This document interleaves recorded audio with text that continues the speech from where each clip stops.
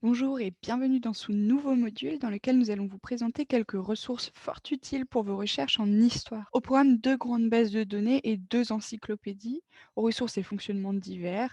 Nous avons nommé Percé, Numérique Premium, le HNE et Universalis.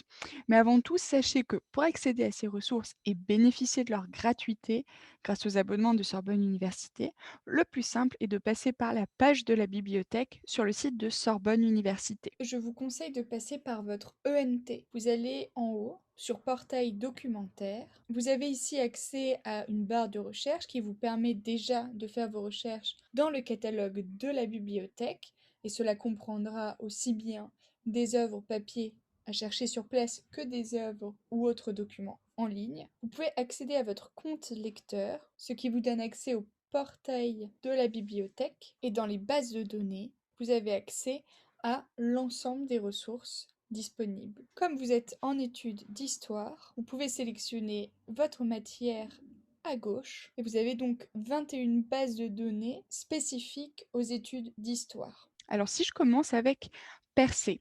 Ce que je vais vous dire sur Percé, en fait, vous servira également si vous faites des recherches sur d'autres bases de données telles que Kern ou JSTOR, que je vous invite d'ailleurs à consulter. C'est une plateforme très utile qui donne accès à plein d'articles, d'ouvrages, de revues de comptes rendus en ligne, mais également téléchargeables au format PDF. Alors, il y a plusieurs façons de faire une recherche sur ce portail. Vous pouvez tout d'abord parcourir les collections. Vous avez ainsi accès à toutes les revues et ouvrages classés par discipline.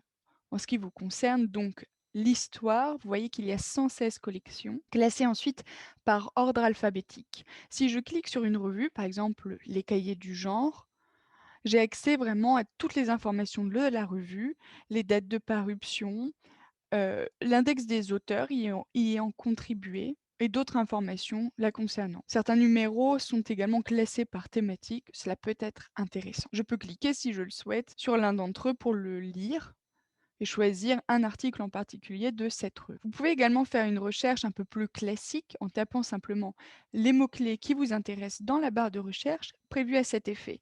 Si on fait un exemple avec la commune de Paris. J'ai mis ici des guillemets, vous voyez, pour être sûr d'avoir dans mes résultats des articles concernant bien la commune de Paris et non pas simplement des articles sur des communes diverses ou sur Paris, mais vraiment sur ce moment historique. Mais j'ai quand même beaucoup de résultats, j'en ai plus de 5000. Je vais pouvoir affiner la recherche en ajoutant d'autres mots-clés. Par exemple, si je m'intéresse plus particulièrement à la photographie de cet événement, voilà un peu moins de résultats, peut-être plus pertinent encore. Si je m'intéresse par exemple à cet article de Christine L'Apostole, j'ai la plupart des informations déjà disponibles ici avant que de cliquer, mais si l'on clique dessus, il va s'afficher ici. Je vais pouvoir le lire en ligne. Je vais pouvoir également le télécharger au format PDF. J'ai ici un plan à gauche, également le résumé des figures qui sont présentes dans l'article, puisqu'il y a des photographies. Je vais pouvoir lire un résumé, voir d'autres documents qui le citent, éventuellement, s'il y en a, pour pouvoir rebondir, et lire la référence bibliographique si j'ai besoin de citer cet article en bonne et due forme.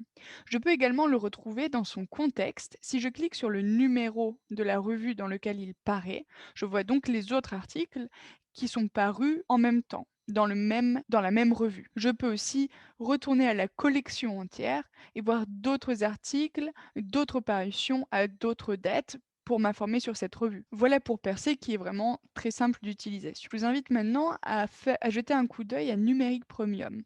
Si vous cliquez sur le lien de la plateforme depuis la base de données, vous allez accéder d'abord à une page d'accueil sur laquelle vous voyez à quelle revue et à quel titre et collection Sorbonne Université est abonné, car il y en a d'autres auxquelles Sorbonne Université n'est pas abonnée. Il est donc intéressant pour vous de vérifier toujours que vous y ayez bien accès. Vous pouvez faire une recherche directement en choisissant la collection qui vous intéresse. Si vous faites de l'histoire médiévale, par exemple, je peux développer. Et je peux affiner ensuite à gauche en sélectionnant des filtres. Je peux choisir une période plus précise, une région plus précise et plein d'autres filtres que je vous invite à explorer. Vous pouvez aussi faire une recherche par sujet. Vous voyez que le classement n'est pas exactement le même. Si je m'intéresse à l'histoire culturelle, je peux cliquer ici, ajouter d'autres sujets plus spécifiques, l'histoire culturelle et médiévale par exemple, du bas Moyen Âge, que sais-je. Et affiner aussi toujours avec les filtres à gauche. C'est toujours les mêmes types de filtres et la même plateforme. Je peux également faire une recherche des plus classiques avec la barre de recherche. Si je m'intéresse par exemple aux femmes au Moyen Âge, je vois quelques résultats.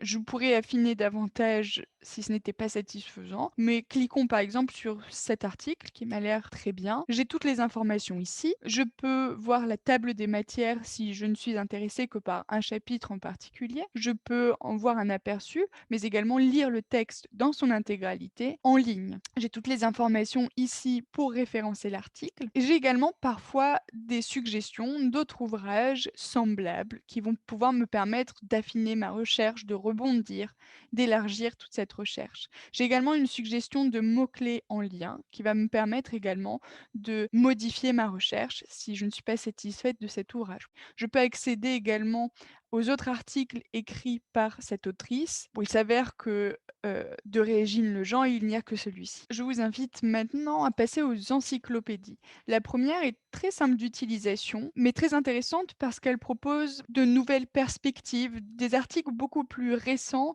sur une recherche vraiment plus actuelle. Il s'agit de l'encyclopédie d'histoire numérique de l'Europe. Elle est uniquement numérique, c'est-à-dire qu'elle ne correspond pas à une publication papier.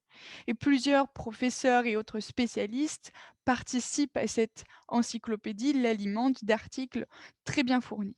Alors, pour faire un exemple, on va peut-être commencer par une recherche simple dans la barre de recherche.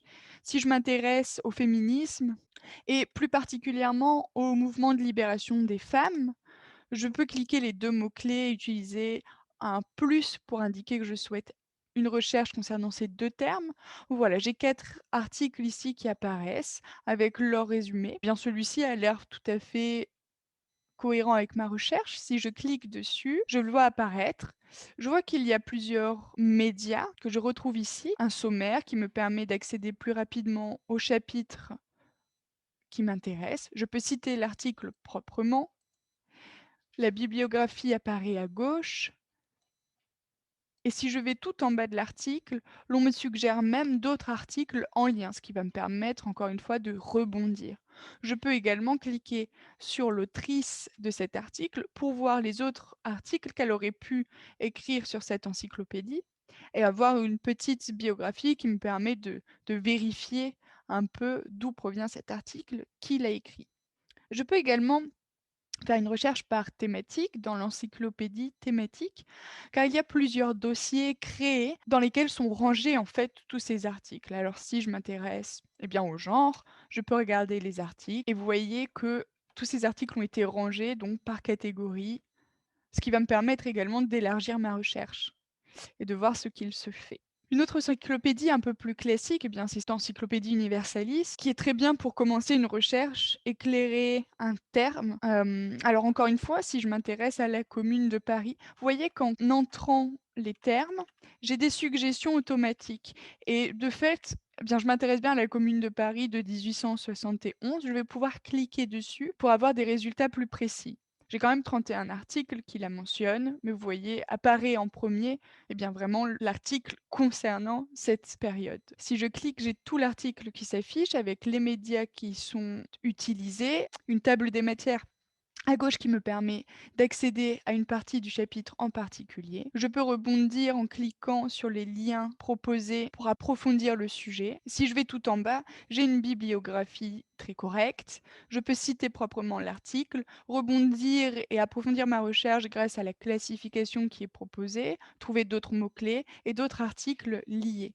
Je peux également utiliser la carte mentale qui est très bien faite et qui permet de voir des sujets liés et de rebondir encore une fois et approfondir ma recherche. Alors j'ai vu qu'il existait une autre commune de Paris en 1792, cliquons dessus pour voir à quoi cela correspond. Encore un autre article que je peux d'ailleurs écouter grâce à la fonction présente ici. Du reste, s'il y a un terme que je ne comprends pas, par exemple, qui signifie révolutionnaire, je peux faire un double clic qui me renvoie directement à un dictionnaire très simple qui va me permettre de comprendre mieux tous ces termes. Je peux également cliquer sur l'auteur de cet article pour voir de qui il s'agit et s'il a écrit d'autres articles. Je vous invite également à explorer ces deux fonctions, Atlas, qui me donne accès à plusieurs cartes et fonds de cartes, mais également DataPI qui me permet de comparer plusieurs pays en sélectionnant les informations que je souhaite analyser. Alors si je compare l'Allemagne et l'Australie, par exemple,